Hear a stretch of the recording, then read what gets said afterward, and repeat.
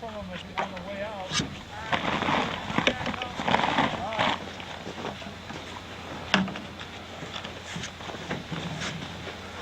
That's timber for the targets being dragged out.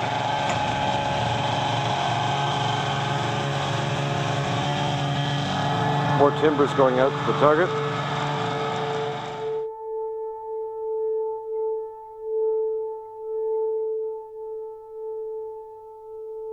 Back out.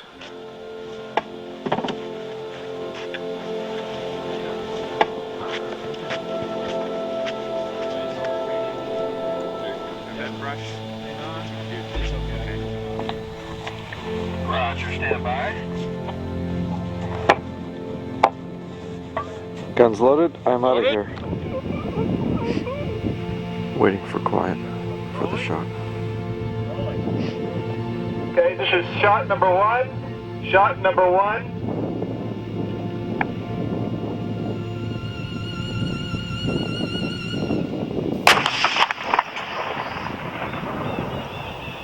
You have to just do what feels right for the picture. And if you've got a cannon duel between two ships, it has to be oppressive. After the impacts, there'll be some of this stuff flying around. And maybe a couple of the young kids will grab one as a souvenir. That's what I would have done. Background action. Action. All hands down! We have gone into and researched about sounds from the period, or sounds of these tall ships, because wherever possible I wanted it to be the real thing. I wanted it to be as close as we could get. Doing the real thing was the only way to go. So we set in motion this process of finding cannons and a location where we could fire the rounds safely. So we located these enthusiast collectors and through them a National Guard base which has an artillery range, and we're able to get permission to record on it. And in the 2 months since we had set this up, they had, based upon historical drawings and dimensions, cast all the shot, round shot, bar shot, chain shot, grape shot. This is a 12-pounder quilted grape shot. It's 2-inch diameter balls, and there are 9 of them in the stack. It's fastened to a wooden sabot, and it looks something like that. This is approximately what a 12-pound shot would be. This is what it fired.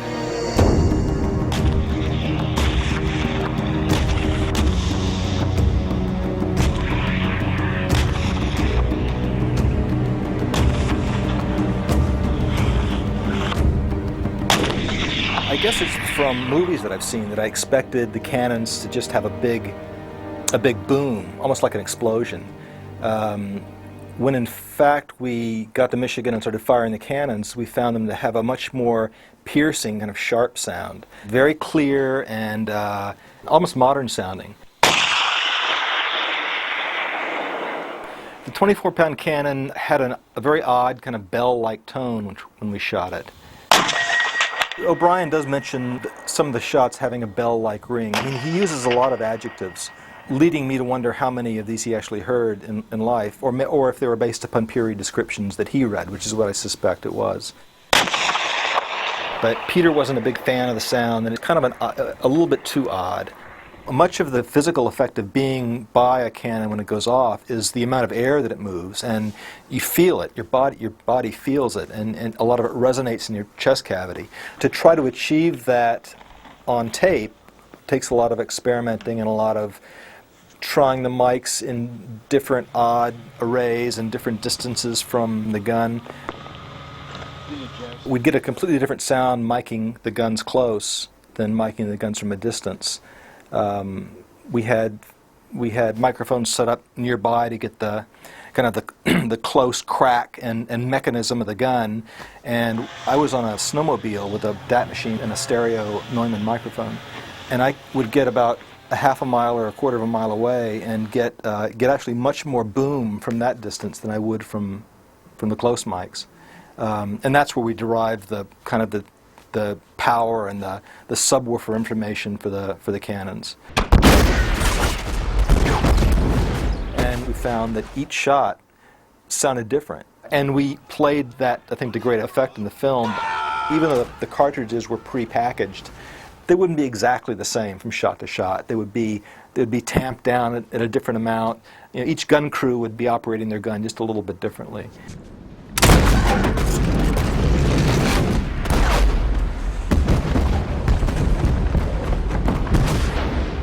We wanted each event in the life of a shot to be distinct.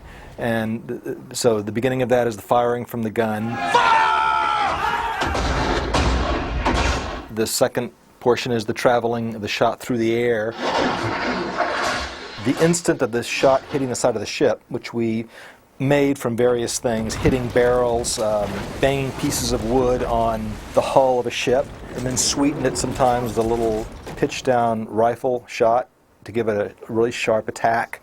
But that event is literally only a 24th or so second long. It's a very short event, because right after that all the shrapnel flies inside the ship, which is what did the most personnel damage, the flying splinters of oak.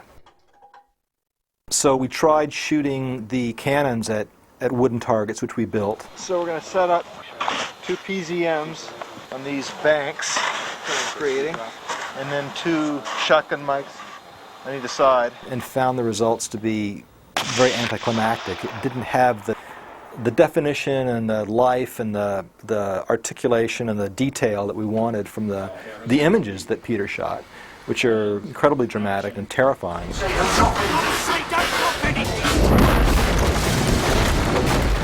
So we spent several days firing pieces of wood, shrapnel, dowels, all sorts of things from a slingshot over microphones to get that sound of things spinning, tumbling, flying by the mic, and then layered those layer upon layer, 50 layers deep for each hit.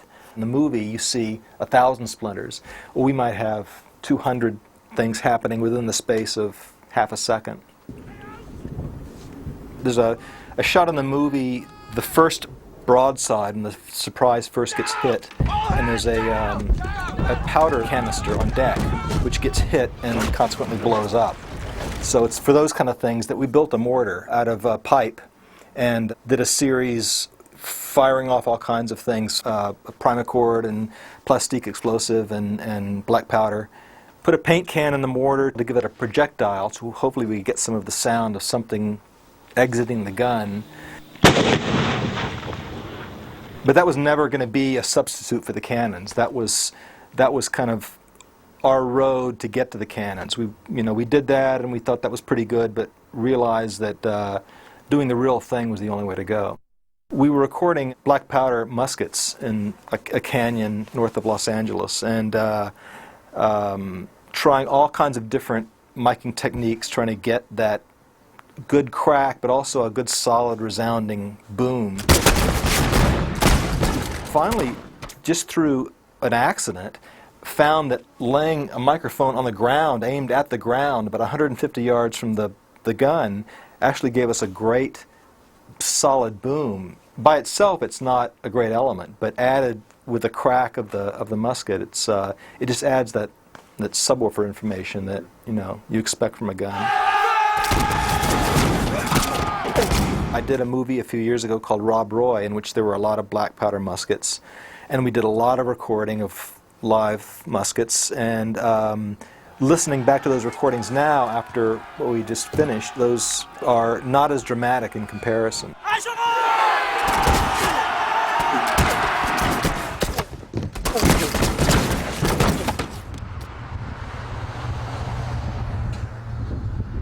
Most of the movie was shot at Fox Baja, which is right beside a major highway. There was just a lot of atmospheric noise from the studio itself, from the highway, from aircraft. The gimbals the ship was built on made noise when they moved, so if the ship was meant to be rocking, they made hydraulic noises and metallic clanks.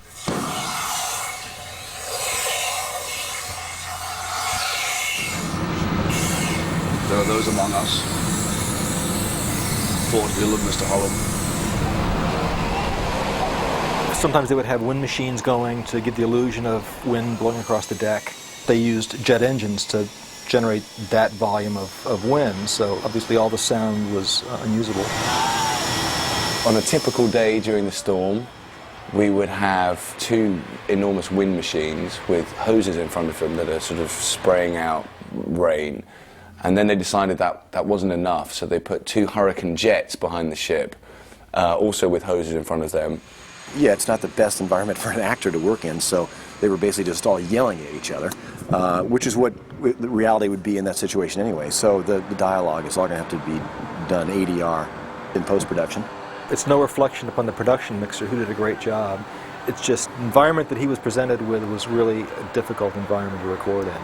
But everything in the storm sequence is looped. I'm guessing 50 to 70% is looped. I tell you, the devil's at the wheel of that Phantom ship. You better hold fast. I tell you, the devil's at the wheel of that there Phantom ship. You better hold fast. In the final mix, when all the other sounds were added, some of the original recordings were brought back in because it was thought by Peter that the performances were stronger in the original recordings. So he wanted to go back to production, but with all the other sounds in there, you accept it. The Surprise has about almost 200 people on board. It's about 120 feet in length. You know, it's a very crowded ship. And the analogy that Peter used was that it would be like living in a tenement building where you're always hearing a voice or hearing a footstep or hearing an odd noise that's maybe undefinable, but it's just the sense of humanity all around you. Bob Kaiser, who's the ADR supervisor, did weeks of looping in England to get the voices of the crew, just an odd shout here or there, a laugh, murmuring. On the Rose itself, we recorded the crew moving around on deck from below decks to get the sense of people moving about.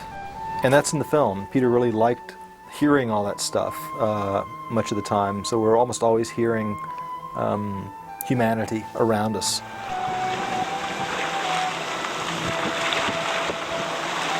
I did some research to try to find a situation where we could put ourselves on a ship at sea in a storm. Ultimately, it didn't seem like a workable way to approach it, partly because the wind and the sails and the ocean would all be married together.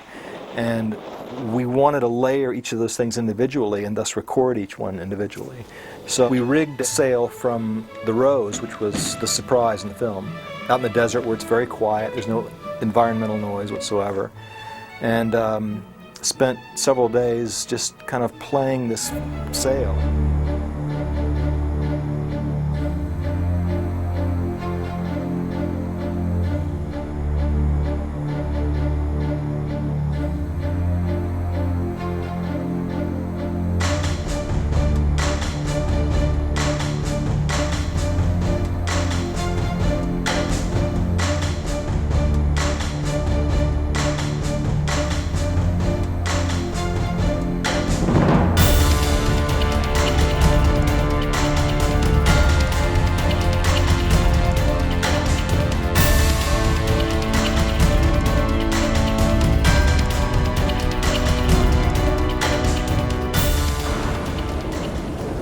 And 90% of the wind in the storm scene is wind from that wind truck, and some of that, to add sort of dramatic emphasis, is human screams, some pitched groaning, some animal sounds, but mostly human sounds.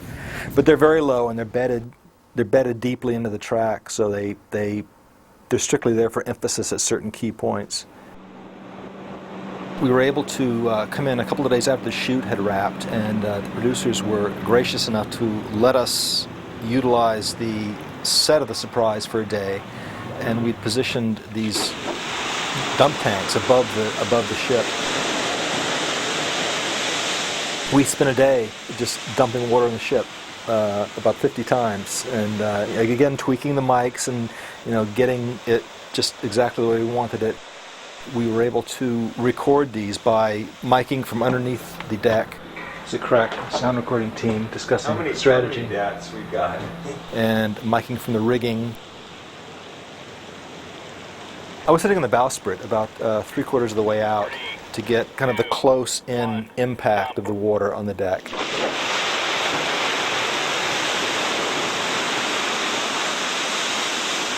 By elevating the bow and lowering the stern, the dump tanks were on the bow, we could get both a great crash and a very fast runoff. The water would rush down the deck very rapidly. So not only got the sound of the crashing water, but also got the subsequent trickling of the water below, which is very important in the film, and which, you know, we see in the storm and the manner below decks. There's a lot of water kind of works its way down from the deck.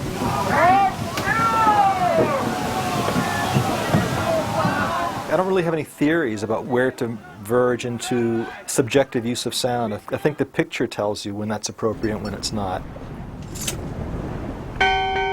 There are times in this movie that are just absolutely 100% realistic, and there are moments that veer into subjectivity.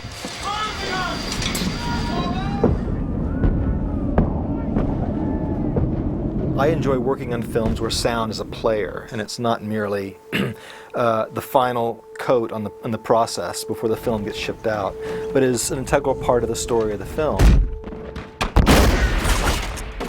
And working on Far Side of the World was that, because sound is a part of the drama and the sense of place and sense of history of the film.